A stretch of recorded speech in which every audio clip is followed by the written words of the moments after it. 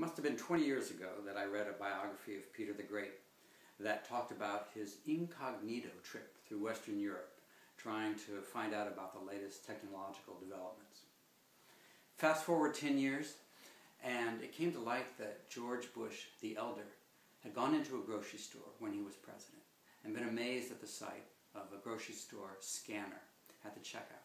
Something we were all quite familiar with, but that was a complete novelty to him, or so the story goes. From those two germs came He Walked Among Us. Leaders live in bubbles, and the leader in my book is a rich, removed president in a time of depression.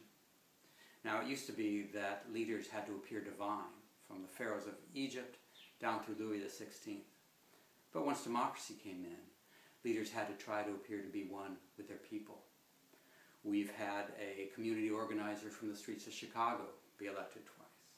We've had a vice presidential candidate who was a hockey mom and a hunter.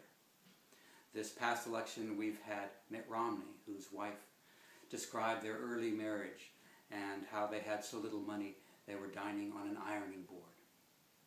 My president has even bigger troubles. He's fighting for re-election, and his only hope to show himself attuned to the sufferings of his citizens is to don a disguise like Peter the Great, cross the country in 12 days, and have himself secretly filmed working among his people, leading their lives, speaking with them, empathizing.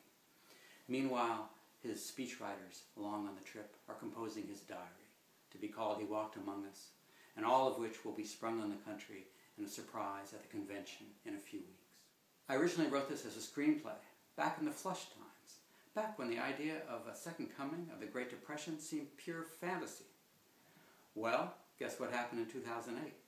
Life imitated art, and the Great Recession arrived, and my screenplay languished.